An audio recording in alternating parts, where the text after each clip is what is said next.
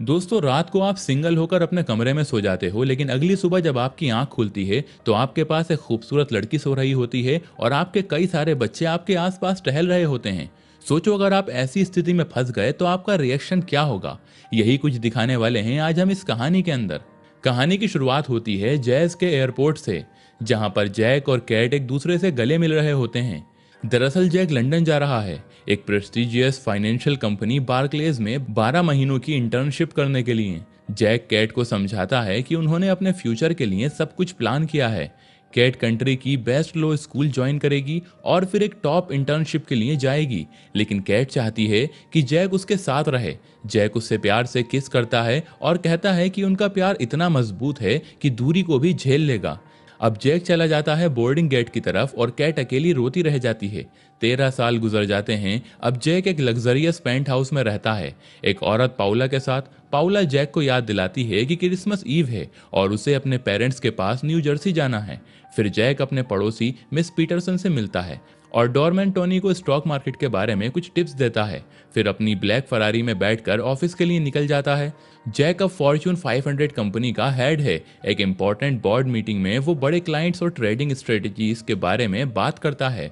उसका एक director Elon थोड़ा डिस्ट्रैक्टेड लगता है। जब जैक उससे पूछता है तो एलन कहता है कि उसने अपनी फैमिली से प्रॉमिस किया था कि क्रिसमस ईव डिनर के लिए घर जाएगा। जैक कहता है कि इस साल का बोनस $1 बिलियन का चेक होगा, इसीलिए वो काम पर कॉन्सेंट्रेट करे। मीटिंग के बाद 8:30 बजे रात को जैक का असिस्टेंट उसे बताता है कि कोई कैट उससे कांटेक्ट कर रही है। जैक एक पल के लिए रुक जाता है। वो असिस्टेंट को बताता है कि कैट उसकी कॉलेज फ्रेंड थी जिससे वो शादी करने वाला था। तभी कंपनी का चेयरमैन पीटर ऑफिस में आता है और जैक उससे पूछता है, अगर एक पुरानी गर्लफ्रेंड अचानक क्रिसमस ईव पर कांटेक्ट करे तो क्या करना चाहिए। पीटर हंसकर कहता है, सीधा कट कर दो, बिल्कुल टैक्सेस की तरह। उसके बाद जैक ऑफिस से निकलता है। जैक एक कन्वीनियंट स्टोर पर रुकता है और एक भिखारी आदमी स्टोर में घुसकर एक लॉटरी टिकट दिखाता है। कैशियर टिकट को फेक समझकर पैसा देने से मना कर देता है और वो आदमी गन निकाल लेता है। जैक आदमी को $200 कैश ऑफर करता है टिकट के बदले और कहता है कि बिना वॉयलेंस के निकल जाए। उस रात जैक घर लौट जाता है और सीधा बेड पर चला जाता है, लेकिन अगले दिन जब वो उठता है तो सब कुछ बदला हुआ होता है। उसके पास एक औरत लेटी हुई होती है। पहले तो जैक उसे पहचान नहीं पाता, लेकिन फिर रियलाइज करता है कि ये तो कैट है। और उससे पहले कि वो कुछ समझे, 2 छोटे बच्चे कमरे में दौड़ते हुए आ जाते हैं और बेड पर चढ़ते हैं। फिर एक छोटी सी लड़की उसे डैड कहकर बुलाती है। जैक हैरान रह जाता है और सोचता है कि ये कोई अजीब सपना है। जैक नीचे जाता है और कैट के मॉम डैड से टकराता है। वो गुस्से से पूछता है, मेरी फरारी कहाँ है, लेकिन वो दोनों उसे अजीब नज़र से देखते हैं और कहते हैं, तुम्हारे पास फरारी कब से आ गई। जैक न्यूयॉर्क वापस चला जाता है। जब वो अंदर जाने लगता है तो टॉनी उसे रोक देता है और कहता है, तुम यहाँ ऑफिस में क्या कर रहे हो। जैक गुस्से में चिल्लाता है, मैं जैक हूँ, पेंट हाउस मेरा है और ये ऑफिस भी मेरा है। लेकिन टॉनी कुछ भी मानने को तैयार नहीं होता। जब पुलिस बुलाने की धमकी मिलती है, जैक वहां से भाग जाता है और अपने ऑफिस पहुंचता है, लेकिन सिक्योरिटी गार्ड फ्रैंक कहता है, बिल्डिंग बंद है, कल आना। जैक कहता है, मैं कंपनी का प्रेसिडेंट हूँ। लेकिन जब बोर्ड पे नाम देखता है तो वहां एलन का नाम लिखा होता है। जब वो सड़क पर वापस आता है तो अपनी फरारी किसी अजनबी आदमी के पास देखता है और कहता है, ये तो मेरी कार है। अजनबी आदमी कहता है, चलो कार में बैठो। वो जैक को कहता है कि तुम्हारा असली जीवन तब तक वापस नहीं मिलेगा जब तक कि तुम सब कुछ समझ नहीं जाते। जैक कुछ कहने ही वाला होता है कि वो आदमी उसे कार से धक्का दे देता है। जैक अब वापस से कैट के घर जाता है। रास्ते में एक आदमी से पूछता है कि कैट कहाँ रहती है। तब उसे पता चलता है कि वो आदमी एरी है, उसका सबसे अच्छा दोस्त। एरी के घर के अंदर जैक, कैट और उनके बच्चों की तस्वीरें लगी होती हैं। एरी कहता है, तुम बहुत लकी हो जैक, तुम्हारी कितनी प्यारी फैमिली है। घर लौटकर कैट जैक को गले लगाती है और फिर उसके गायब रहने पर डांटती भी है। जैक कहता है, मैं न्यूयॉर्क में था, मेरी कोई फैमिली नहीं है। कैट उसकी बातों से तंग आ जाती है। कैट कहती है, तुमने क्रिसमस के सारे गिफ्ट्स मिस कर दिए और उन्हीं के साथ पैनकेक्स भी। जैक माफी मांगता है। जैक अब अलमारी खोलता है तो उसमें सिर्फ सस्ते और पुराने कपड़े मिलते हैं। पार्टी में जैक से एक लड़की फ्लर्ट करती है और घर लौटकर कैट उससे कहती है कि तुम कुत्ते को टहलाने ले जाओ। अगली सुबह एक बेबी के रोने की आवाज से जैक की नींद खुलती है। कैट कहती है, आज तुम्हारी बारी है बच्चों का ध्यान रखने की। जैक को डायपर चेंज करना भी नहीं आता। उसकी बेटी एनी मदद करती है, लेकिन वो कहती है, तुम मेरे असली पापा नहीं हो। जैक कहता है, मुझे नहीं पता तुम्हारे असली पापा कहाँ हैं, लेकिन वो लौट आएंगे। एनी उसका चेहरा देखती है और कहती है, एलियंस ने तुम्हें मेरे पापा जैसा बना दिया होगा। बाद में जैक एनी को स्कूल छोड़ने जाता है और एनी से पूछता है कि वो कहाँ काम करता है। एनी कहती है, बिग एड्स टायर शॉप में, तुम टायर्स बेचते हो। इसके बाद में जैक बिग एड्स पहुंचता है। ऑफिस में जैक कुछ पिक्चर्स देखता है एक ऐसी जिंदगी की जो उसने कभी जी ही नहीं होती। उस मोमेंट पर जैक को समझ आ जाता है कि ये एक अल्टरनेट रियलिटी है जहां वो केट के साथ रुक गया था। रात को जैक टीवी देखते हुए गुस्से से चिल्ला रहा होता है क्योंकि टीवी में एक आदमी उसके काम का क्रेडिट ले रहा होता है। तभी केट रूम में आती है, टीवी बंद कर देती है और कहती है, बच्चे सो गए हैं। जैक नाराज होकर कहता है, मैं तो टीवी देख रहा था। कैट उसे प्यार से किस करती है। जैक उसे रोकता है और कहता है, तुम कितनी खूबसूरत हो गई हो। कैट शर्मा जाती है और ड्रेस चेंज करती है। जब वो वापस आती है, जैक प्रिटेंड करता है कि वो सो गया है। अगले दिन जैक और कैट एक एक्सपेंसिव क्लोथिंग स्टोर में जाते हैं। जैक एक सूट ट्राई करता है जो उस पर बिल्कुल परफेक्ट फिट होता है। कैट खुश हो जाती है, लेकिन जैसे ही उसे सूट का प्राइस टैग दिखाई देता है उसका चेहरा बदल जाता है। जैक जिद पकड़ लेता है कि वो वही सूट खरीदेगा। दोनों के बीच ड्रेसिंग रूम के पास ही बहस शुरू हो जाती है। लोग उनकी तरफ देखने लगते हैं। आखिर में जैक हार मान जाता है और सूट को वापस कर देता है। घर जाते वक्त जैक माफी मांगता है। कैट उसे जिंदगी के बारे में याद दिलाती है कि कैसे उनकी अनएक्सपेक्टेड प्रेगनेंसी हुई थी और कैसे जैक ने उसके पापा एड की जान बचाई थी सीपीआर देकर, और कैसे फिर जैक एड के टायर शॉप में काम करने लगा। अगले दिन जैक अपने फ्रेंड्स के साथ बॉलिंग खेलने जाता है। वो बहुत बुरा परफॉर्मेंस देता है। ब्रेक में जैक एवलिन से मिलता है जो पार्टी में उससे मिली थी। वो पूछता है, तुम मुझे इम्प्रेस करने की कोशिश कर रही थी ना। एवलिन कहती है उसने पार्टी में वो फैंसी ड्रेस सिर्फ जैक के लिए पहनी थी। वो जैक को वीकेंड पर अपने घर इनवाइट करती है। उस रात घर आकर जैक देखता है कि कैट ने उसका फेवरेट चॉकलेट केक का लास्ट पीस खा लिया है। वो मजाक में गुस्सा होता है और कैट को चेस करता है। कैट हंसी से भागती है। दोनों हंसी मजाक करते हुए स्टेयर केस पर गिर जाते हैं और प्यार भरे पल शेयर करते हैं।